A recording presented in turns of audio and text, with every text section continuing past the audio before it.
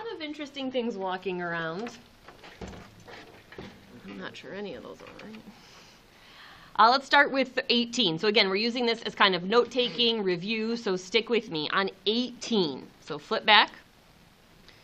It says, in which interval is f of x always positive? So I want you to kind of box in f of x. What is f of x another way to say? The what value? The y. You're looking to see when the y values are positive. So I want you to draw a rectangle where you have positive y values. Draw a rectangle around the section where the y values are positive. And once you've done that, I want you to see if your answer fell in there. All the positive y values. So if my y values are positive, where's my graph sitting? Above what? Above the x-axis. Everything above here has a positive y value. This is where f of x, or y, is positive. So does negative 2 to 4 fall within that interval? No. Does negative 12, so look how they're counting, that's 4, 8, 10, 12. Does negative 12 to negative 5 fall within there? No. How about 0 to 10? 0 to 10? No. That's a no. Negative 10 to 0? Yes. Okay, simple question. Just looking to see where the y values are positive. All right, 19. I'm going to argue you don't need to know anything really about this course to get this right, and I see a lot of crazy writing on everyone's paper. Okay? We are, and again, unfortunately, like, I don't have time to go over, spend a day on this. We actually spent 1 day of this already in review. If two things are equal, this is a graphing question. What are you looking to see if two things are equal? This is it. It is just an intersection question. Okay, nobody actually needs to physically write them on paper. Nobody needs to multiply them. Nobody needs to subtract them. It is a graphing only question. Get them in y1 and y2, graph them, and see where they intersect. This is going to be on every multiple choice exam. They always ask when f of x equals g of x. It is a strictly graphing question. Okay, you literally shouldn't have one piece of work written down for this, except maybe the word intersection. Graph them both, see where they intersect. I'll give you a second. Graph them both, see where they intersect. And I wouldn't have any more work than the word intersection on my paper, and that boxed in. Box in that f of x equals g of x. That's the whole key to know that question. Two things are equal, we're looking to see where they intersect.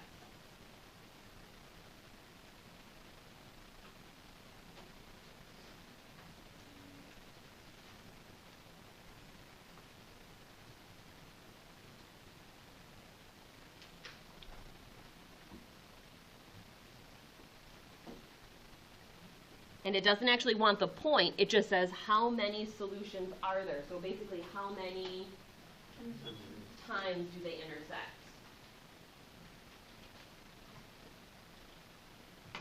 How many are we getting?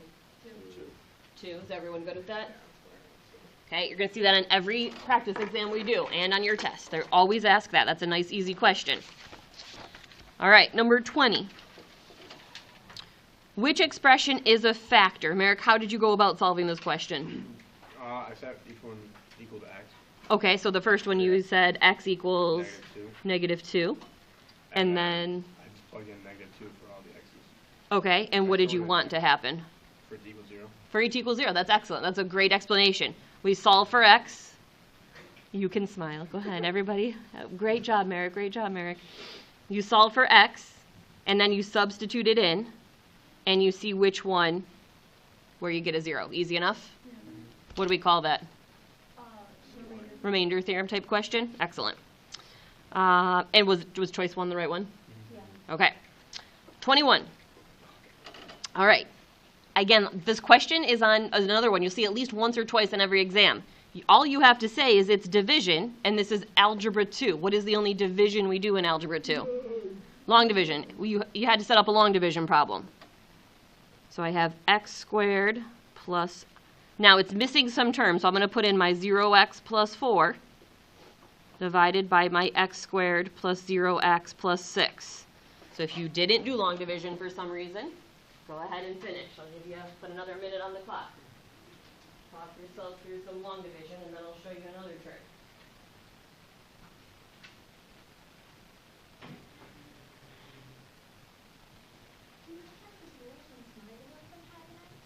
You know what, since neither of them did, you really did it. But if, you know, if it's kind of oddball, then yes, you do. Yeah. Great question, Dree.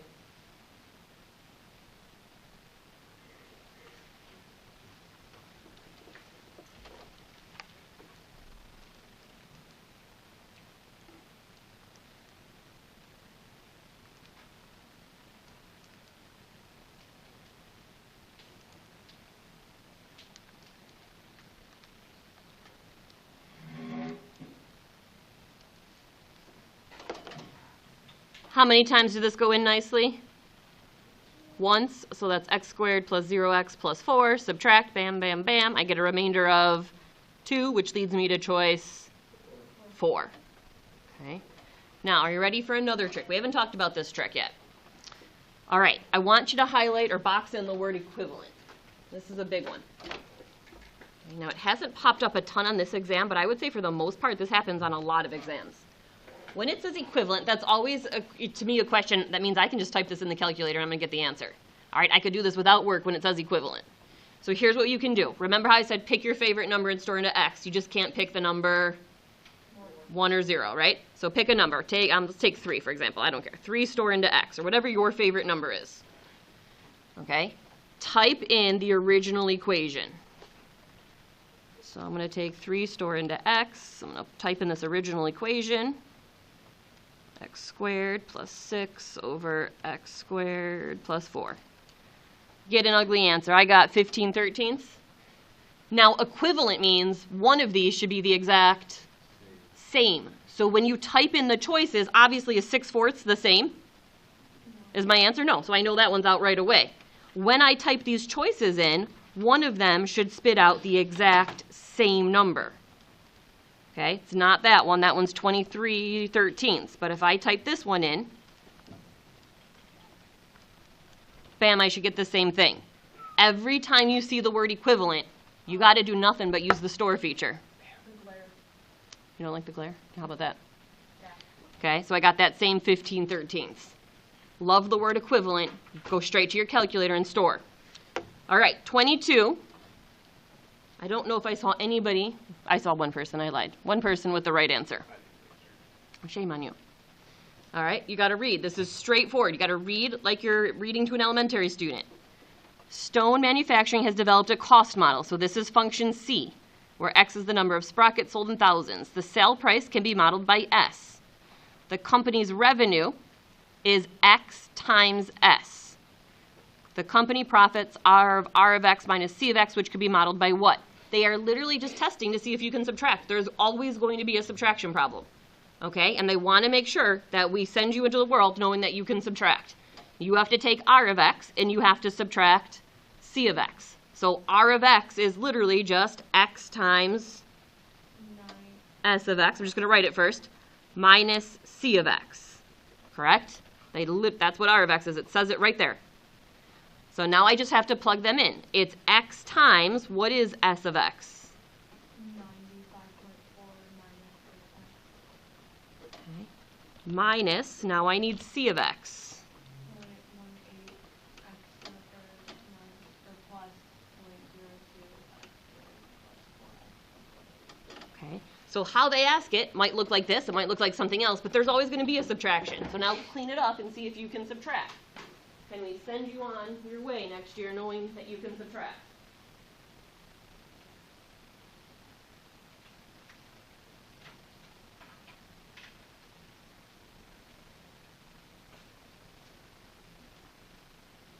Still only one correct answer.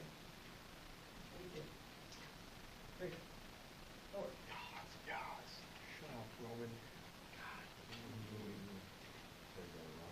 You didn't even answer it, Roman. Hey, Blondie. Shut up, Mitchell boy. I'm not doing this. I don't do immature boys in class. I can play this game with Footy, not in class. Let's fix it. All right. You gotta be able to subtract. I can't send you around the world. That's some subtraction. 2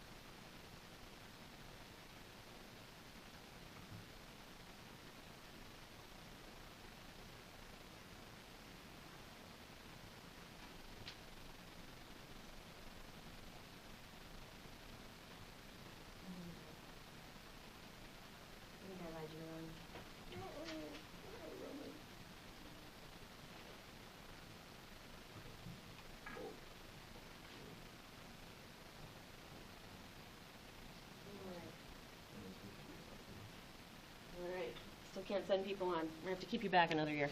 Oh, that's right. What do I have to do with this minus? No, it's not the right answer. Or no, it's not. I did it wrong. I have to distribute, correct?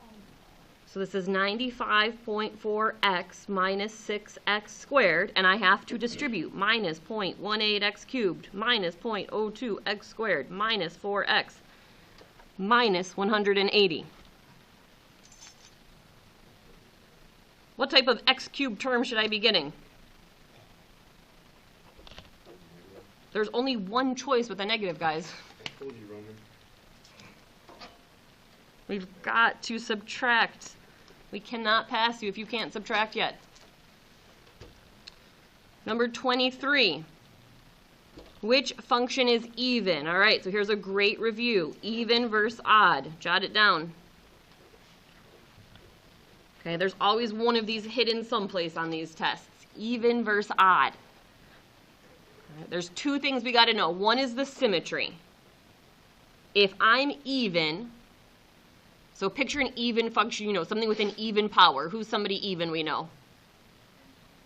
X squared. What is x squared symmetric to? The y-axis. Even is symmetric to the y-axis. When I think of an odd, I picture x to the first. One is odd. Y equals x looks like this. What is it symmetric to? And do not say x-axis. Y equals X. No, it's symmetric to the origin. Okay, we put a dot here. It is symmetric to the origin. When we went over this, we said try to remember those words start the same. Odd, origin. Odd, origin. Even is to the y-axis. Okay, now, there was a rule to test. You test f of negative x on both of them. If you get out the original, you get even functions. If you plug in negative x and you get out the opposite, you get an odd function, another O word.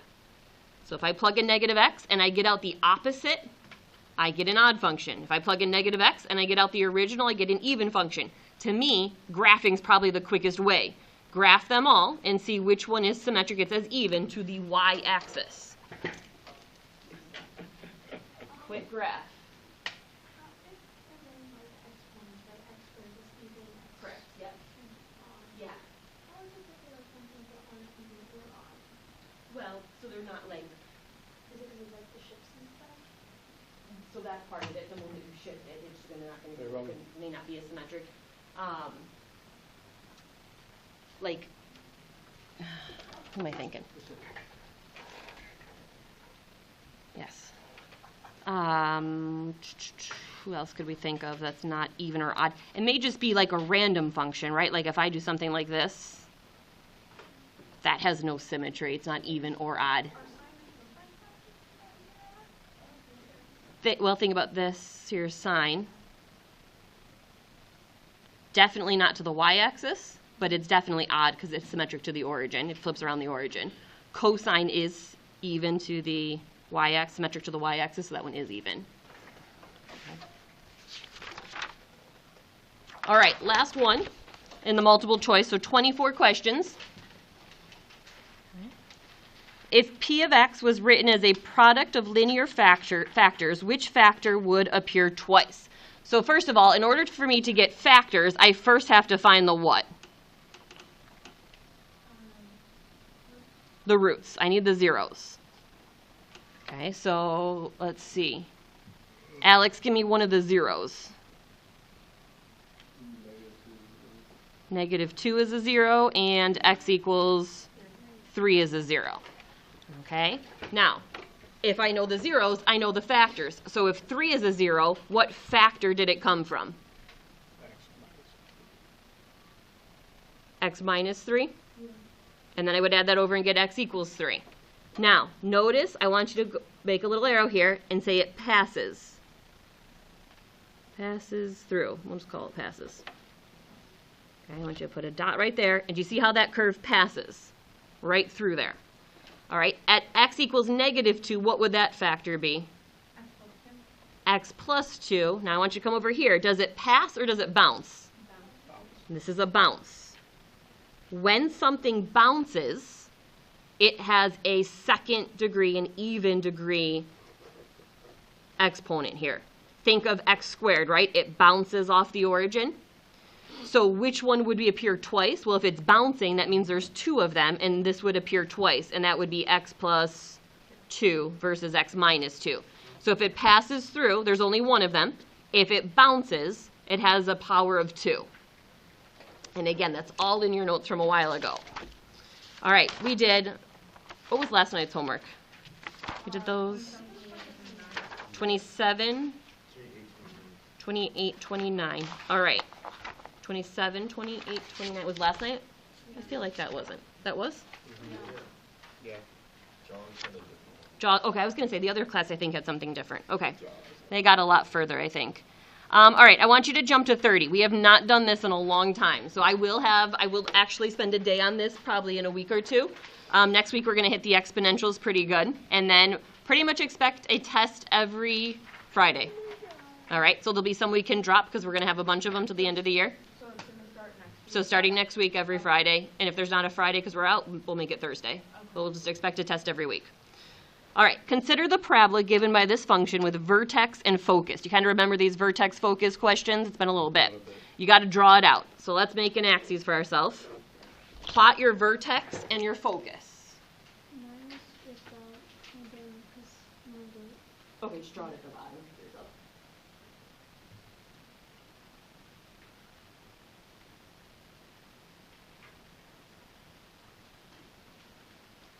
So we want these to always be, plot your points, Merrick. Not on your calculator, on the paper.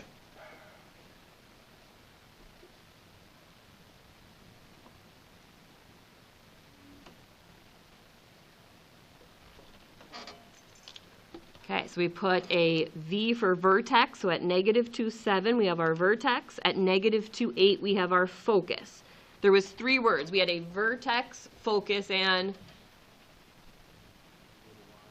it was a line called a directrix. Okay, vertex, focus, directrix. And the rule was the vertex, so we're talking what shape if it has a vertex? The parabola. The focus always sits inside the vertex. So this vertex is opening up. It's going to open up this way. It's going to sit inside. Okay. And the key is that the focus and the directrix sits on the outside. The focus and the directrix were always equidistant. They were the same distance apart. So how far apart is the focus from the focus from the vertex? 1. Therefore, the directrix has to be 1 away on the other side. So where's the directrix going to sit? Okay, it's not a point, though. It's a line. So what are we going to call that line? Y equals 6. So it says, use this information to explain how to determine the equation of the directrix.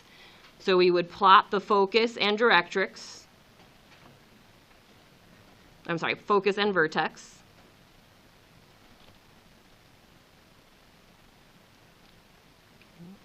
The focus is the same distance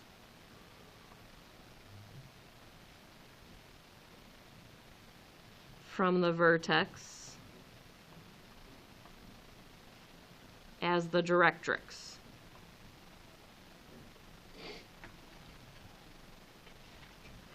Okay, so they're equidistant. They're the same distance away. And that's how we would find it. And that's probably fine for an explanation. You could go further if you want to say it's 1 away. Therefore, you know this is at y equals 6. And again, we'll get to some more of those questions. It's been a while since we tackled those. All right, let's talk some exponents. Turn to the next page, 31.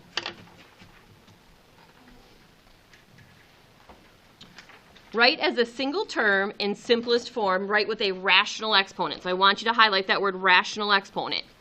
Rational is another word for a fraction or a ratio. We have to have fractional exponents. Okay. So if I see, let's look at the bottom first, the cubed root of x to the 5th. That is really x to the what power? Correct. We've said over and over, where do roots go? Roots go on the bottom. Like, picture the tree out the window. The roots are always on the bottom. So the bottom is the root. The root is 3. Powers always go up high, so the high one has to be 5. Okay, so I'm rewriting it as a rational exponent. All right, this has an x times a square root of x cubed. So this is going to stay x times, how am I going to rewrite this one? What is the name of this root?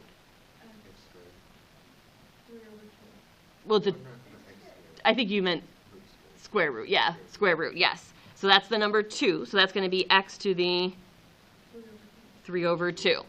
There is always going to be rational exponents on everyone. A lot of times it's in the short answer section. Okay, so now you're going to test those exponent rules. When you multiply, what are you going to do with your exponents? Add. What is the exponent if I don't see one? 1. So can you just add on your calculator? If you can't add fractions in your head, add on your calculator.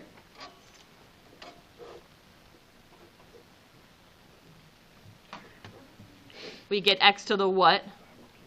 5 over 2 over x to the 5 over 3. Now what do we do with those exponents? Subtract. Division turns to subtraction. So take a minute and subtract.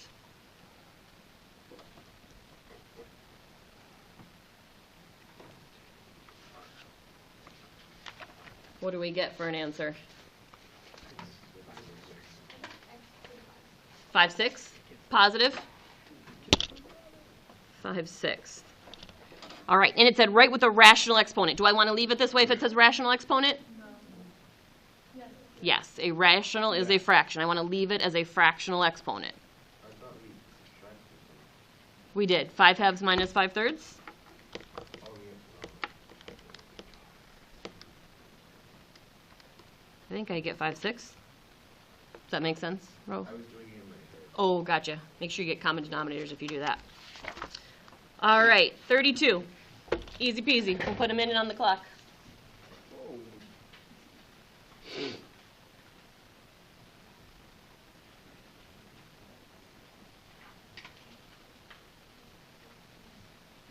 with the formula. Talk yourself through the formula.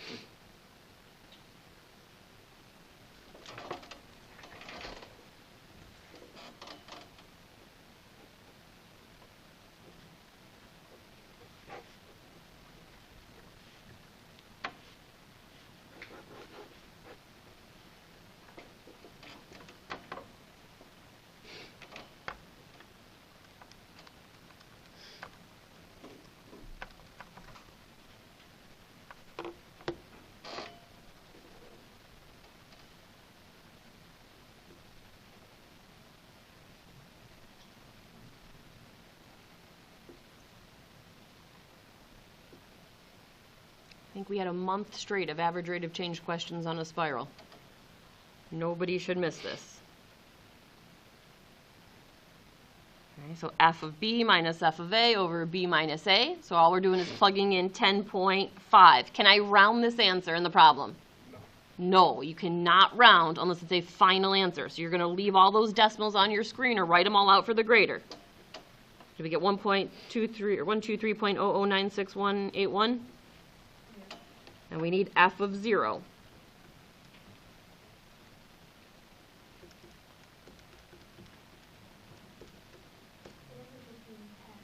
Beautiful.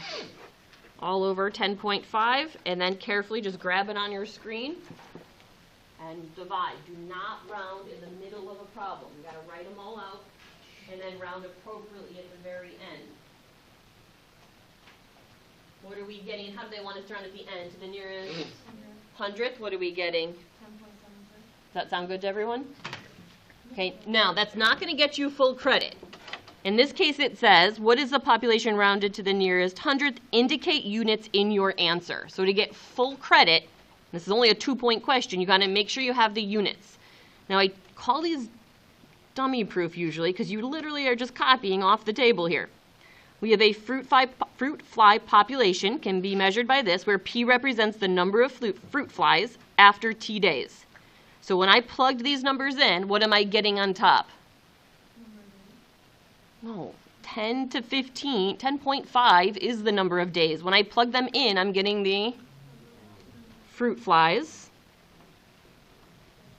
divided by 0 to 10.5, which represents the days.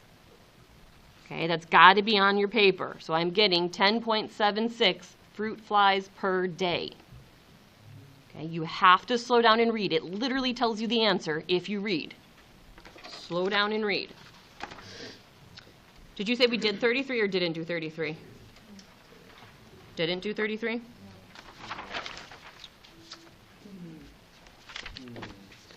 All right. We only have 2 questions left, I think.